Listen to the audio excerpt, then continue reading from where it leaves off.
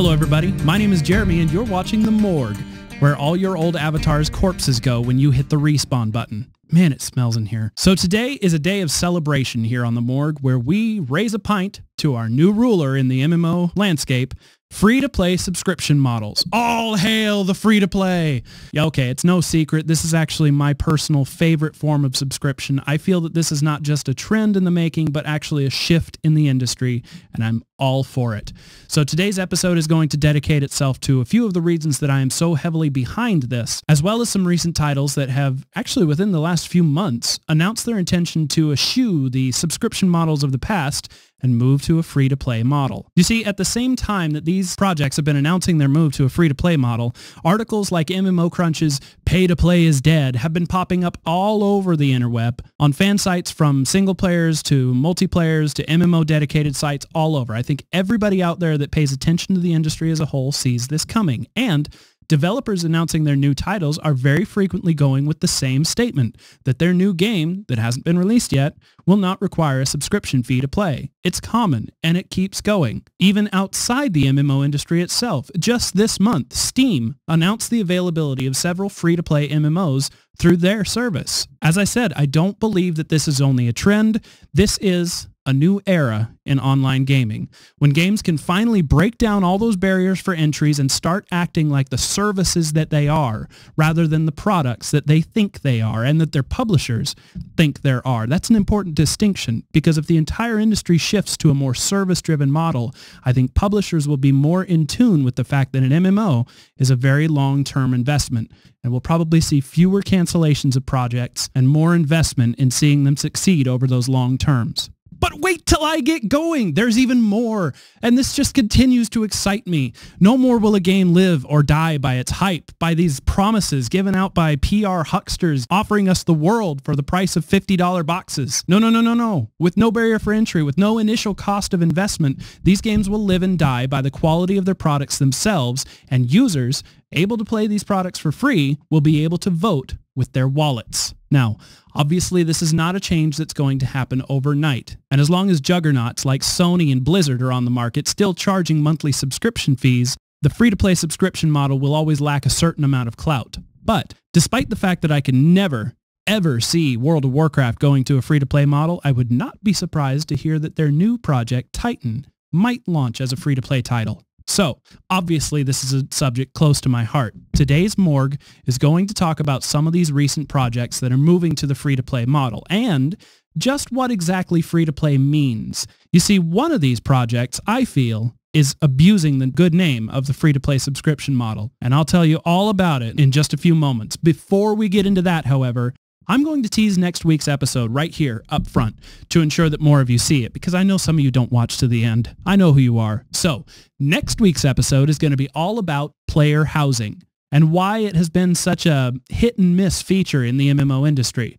Now, as a special twist, I intend to actually bring people on to next week's episode via Skype to discuss the subject, whether player housing has been a success or a failure in particular titles that they've been close to or involved with, and maybe even some of the psychology behind why players either enjoy or dislike this particular feature, and why, despite being around in the MMO industry for quite some time, it does not show up in every single title. So, if you'd like to be involved with this conversation, I encourage you to leave a comment wherever you're watching right now, or head over to Jupiter Colony in the Morgue subforum and let me know your thoughts on that. I'm going to go ahead and start a thread with some of my own just to kind of get the ball rolling. All right, without further ado then, let's talk about some cheap games.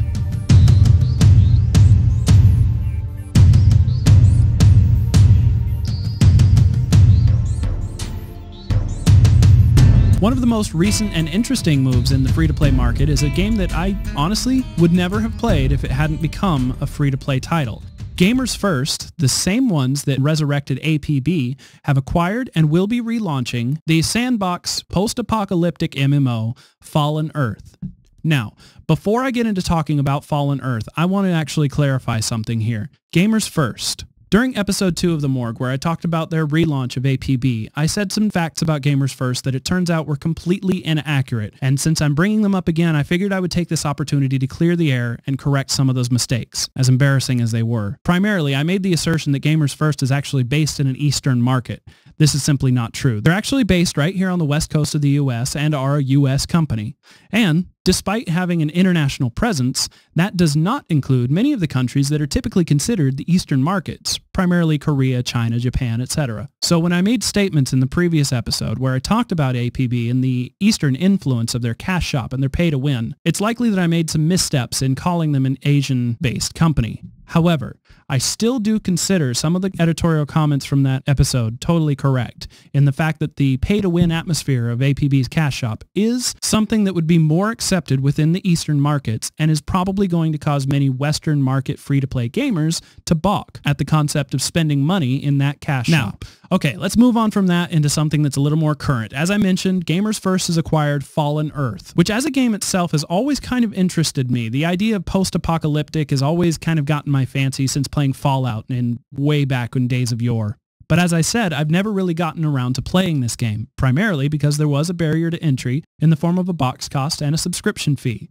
Now that neither of those are going to exist, you can bet I'm going to try out this title. And I believe that's a point that needs to be nailed home here about free-to-play games in general. You see, MMOs are seen by the average gamer as a long-term investment and not just something that's going to entertain us for a weekend or for a summer. We want longevity, we want community, we want interaction, and we want a world that we actually enjoy living in, aside from just playing in. And we want all of these things because of the typically higher cost overall of entering into a contract with an MMO. You have to buy a box, you have to pay a subscription fee. Now, under the free-to-play gaming model, the client is always free, eliminating one barrier for entry right then and there. And by having the majority of your content also available to anybody that downloads that client, you have also managed to rope them in and succeeded in accomplishing two separate financial goals. One is that MMO gamers that are accustomed to paying for subscriptions are now more willing to try out your title without having to necessarily drink your Kool-Aid. They can keep their subscription to their primary addiction and then get their fingers dirty dabbling in yours before having to make any sort of commitment to actually paying you dollars for that enjoyment. And the second win, and I think this is actually a bigger one, is that gamers that have not been ready to pay on a monthly basis for this type of game may now suddenly find themselves introduced to a whole new type of gaming that they were not previously willing to entertain.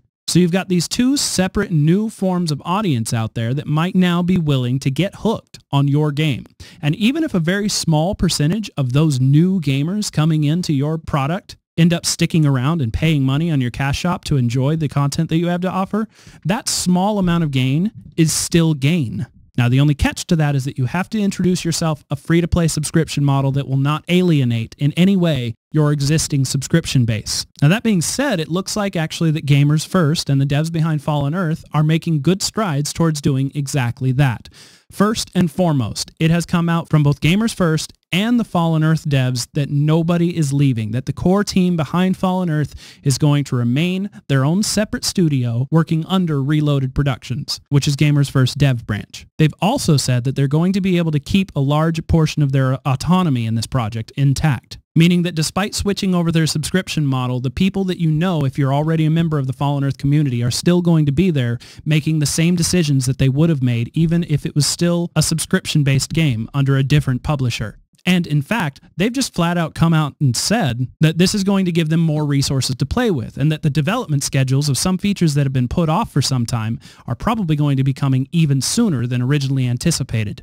Now, aside from the developers themselves, like I said, it's also important to actually implement a subscription model that will not alienate your existing subscribers. So let me tell you a little bit about the subscription model that Fallen Earth will be implementing and why I think it's actually one of the better ones I've heard of within this free-to-play moniker. Fallen Earth is going to be introducing 4 tiers of subscription, the lowest being obviously free. And the interesting thing about their free content is that it contains absolutely 0 content gates. The devs behind Fallen Earth have come out and said that they will not be gating off any of their content for these free trial members. And the only restrictions in place will be the same ones that exist for the current trial members, which includes limited time on crafting, limited trade, and things like that. Basically, primarily restrictions put in place to prevent things like gold farmers. After that, you'll actually have 3 levels of premium gameplay available, one of which is actually going to cost less than their current monthly subscription and offer the same services, which actually means if you're enjoying the game and don't want to pay any more or don't want anything more from their cash shop,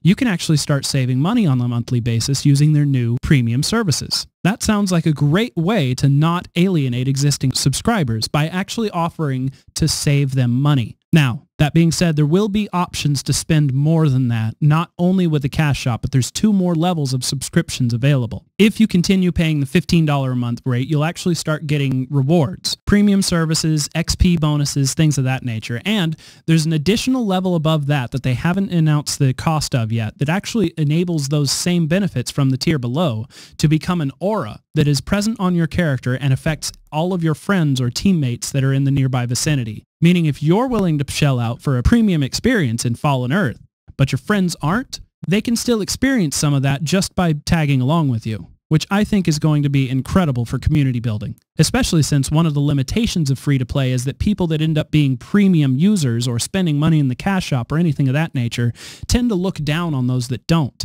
And bridging the gap there by offering an incentive to get those 2 groups to interact with one another is a very good thing. And on the subject of community, it's also, I want to repoint out the fact that there are no content gates. This means, again, if you end up being a premium user and you have a friend that doesn't want to pay to play the game, you don't have to buy adventure packs or anything like that to bring them along on certain experiences. All of the content will be available to both of you regardless of your level of involvement with the pay subscription model. Now, before I move on from this topic, I do want to go back and circle on one more thing. This is being led up by Gamers First, and I didn't give their relaunch of APB a very good review for many different reasons, but suffice it to say that I didn't really agree with some of the choices that they were making, primarily with their cash shop. Well, with Fallen Earth's subscription model, the attitude of the existing developers, the lack of content gates, I am pretty darn sure that Fallen Earth is going in a completely different direction, and it looks like this might be something that I'll enjoy playing in the future. This free-to-play transition is slated to start sometime in Q4 of 2011. Nice and vague, eh?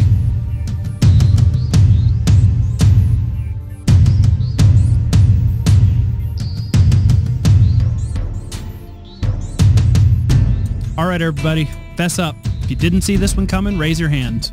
LEGO Universe is going free to play. That's right, I didn't see this one coming at all. You know what, before I get into talking about LEGO Universe's particular take on free-to-play, I should preface this by saying I'm not going to be talking a whole lot about the gameplay within this segment itself. So if you're curious about exactly how LEGO Universe turned out and you haven't given it a shot yourself, I actually published a complete review over at 10tonhammer.com, and there's a link in the show notes that you can go to check out my opinions on the actual gameplay mechanics. Okay, that out of the way, let's start talking a little bit about, well, first of all, why it surprised me that LEGO Universe decided to take the route of going free to play. Well, as we all know, when your game goes free to play, you must launch a cash shop. That's the only way you're going to make any money. Even free-to-play games with subscription options also include a cash shop of some sort where even subscribers can buy things. However, LEGO Universe is very specifically aimed at younger kids, younger gamers. And while adult fans of LEGO could probably enjoy the game as well, there's a lot of kid-friendly and kid-centric content and mechanics within this MMO. So, a game aimed at young kids intends to go free to play and therefore needs a cash shop, right? But you don't want to put your credit cards in the hands of some 8-year-old spendthrift with a passion for fashion. That's a recipe for disaster. So, how did LEGO Corp get around this? No cash shop.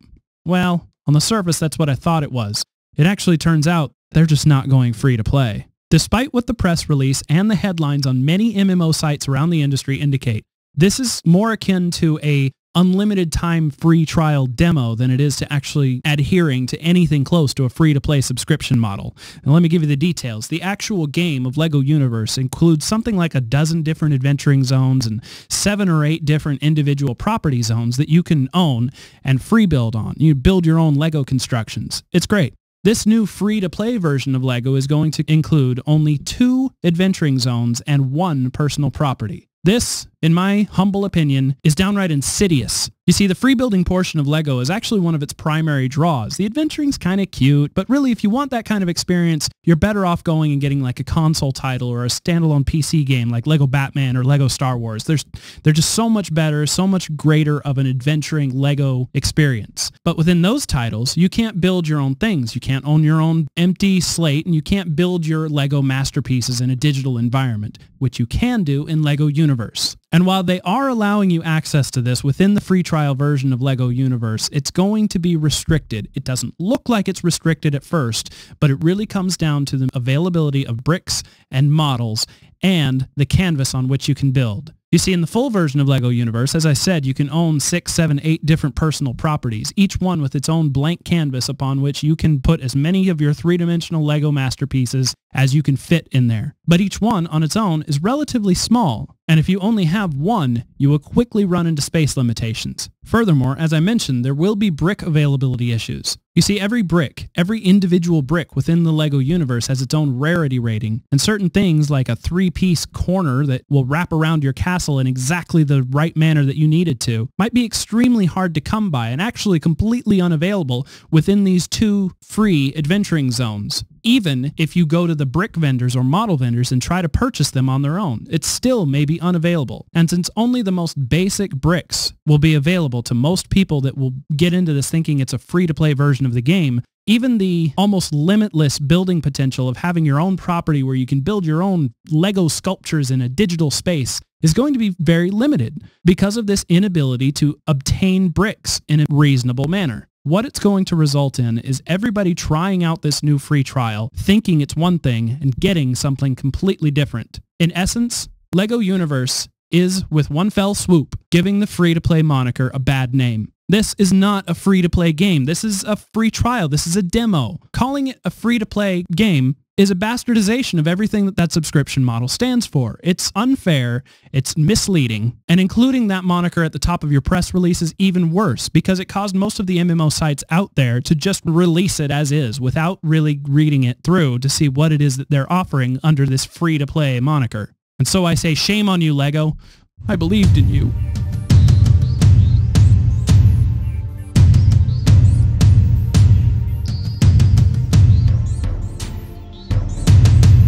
And the last of the free-to-play transitions that I'm going to be covering in any detail in today's episode actually just came hot off the presses this morning when NCSoft announced that City of Heroes is going to be relaunching and actually undergoing a name change as well. It will be soon called City of Heroes Freedom.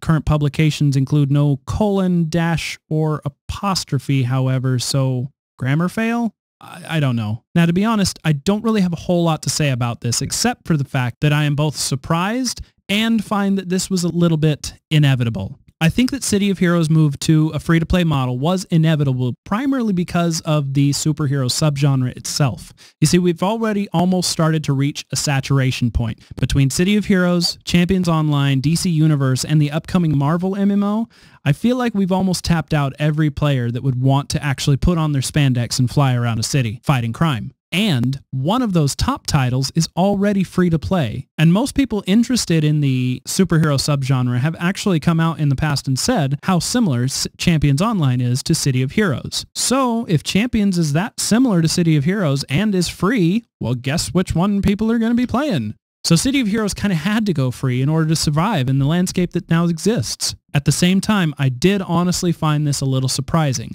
You see, City of Heroes is owned and operated by NCSoft, who are well known for publishing titles that have a subscription, a premium subscription service. In fact, 4 out of their 5 top titles all require a monthly fee to play, and the 5th still requires a box fee. So this shift to a free-to-play model is a first for NCSoft. And who knows? Could be a trend. We could start seeing more of their other titles go to this model. I won't get too hopeful about that, but it would be kind of cool. Now, along with the announcement that City of Heroes will be going free to play, they actually gave us some details on the subscription model that they will be using. Unlike LEGO Universe, this is going to be a true free-to-play subscription model, including subscription options that offer you additional content. Now, if you want to play the game for free, you can totally do so. You can advance all the way to the top tier. You get full access to most of the powers available in the game, most of the costumes, and most of the content.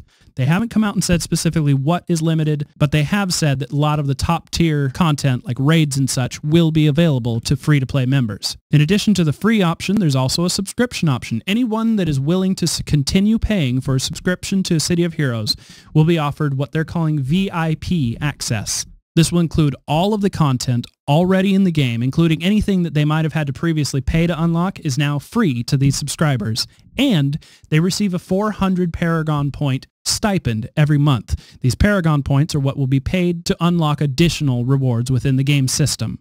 Now, sitting between these two extremes is also a subscription option for people that might have previously subscribed to City of Heroes and now that the game has gone free, would like to come back and check it out. For anyone meeting that criteria, when you enter into this free-to-play atmosphere, you will still retain anything that you unlocked prior to the game becoming free-to-play, with the exception of additional character slots and a few other restrictions. But if you bought any expansion packs for City of Heroes, those will be unlocked. If you bought any specific rewards or earned any veteran rewards along your previous tenure as a City of Heroes player, those will still be unlocked to you. And from that point forward, you no longer have to pay a penny to enjoy any of those features or your previous content. Oh, I almost forgot. In addition to all of those perks that the VIP access will give you, there's also going to be a server set aside that will not be available for free-to-play members to join and will be for VIP subscribers only. I can kind of see the logic behind offering that, but as I mentioned when I was talking about Fallen Earth, I'm more of a fan of features that get your community to talk to one another. And reinforcing that schism that happens between payers and freebies is, in my opinion, not exactly good for your community. But if the community asked for a VIP-only server, I guess it's only right to give it to them. All of these changes to City of Heroes subscription model are going through almost immediately. In fact, VIP subscribers are going to start receiving their stipends on July 1st. So it's possible that we could see the free-to-play version of this game be available for download as soon as next week.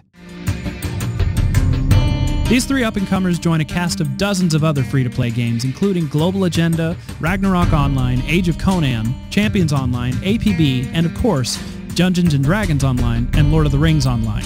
I'm going to have links for all of these games that I've just mentioned in our show notes, and if any of you are interested in going and checking out the trial, demo, free-to-play versions of any of these games, you can go directly to our show notes and download the clients from there. Additionally, if you're interested in trying any of these out, I would encourage you to head over to JupiterColony.com, that's our forum, and post in the Morgue subforum about which of these free-to-play titles you're going to be trying out. I think it would be great if some of you fans of the Morgue out there could hook up with one another in these titles and really dig into the social aspects of them as well as just the gameplay itself. Alright, but let's move on to a completely different topic. Before I wrap up this episode, I'd like to leave you with just a little bit of a tease of a story that is developing right now in the world of MMOs. At least, we think it's within the world of MMOs. You see, gamer investigators recently uncovered a site known as Pottermore. The site is registered to Warner Brothers Entertainment and contains a signature that looks a lot like J.K. Rowling's. In addition to this site, J.K. Rowling actually has a new site over on YouTube that says that there's a big announcement coming on June 23rd. So by the time you're watching this episode, the announcement may have already been made. The reason I'm bringing this up on this show is because there is a lot of speculation throughout the industry that this Pottermore is going to be some form of an MMO. In fact, Massively has gone out on a limb and said that more could possibly stand for Massively Online Role-Playing Experience. Now, if you've been a member of our community over at Jupiter Colony, you'll know that I've already been on board with the concept of a Harry Potter MMO for some time now, and I think that it could potentially be an incredible hit if done correctly. It could also be a failure so dismal that the entire island of Great Britain sinks into the sea. Let's be honest, that's a likely scenario. But either way, I'm going to be keeping my eye on this one. Okay, as I mentioned at the top of this episode, next week is going to be all about player housing. Now, I want you guys to be a part of that episode if at all possible.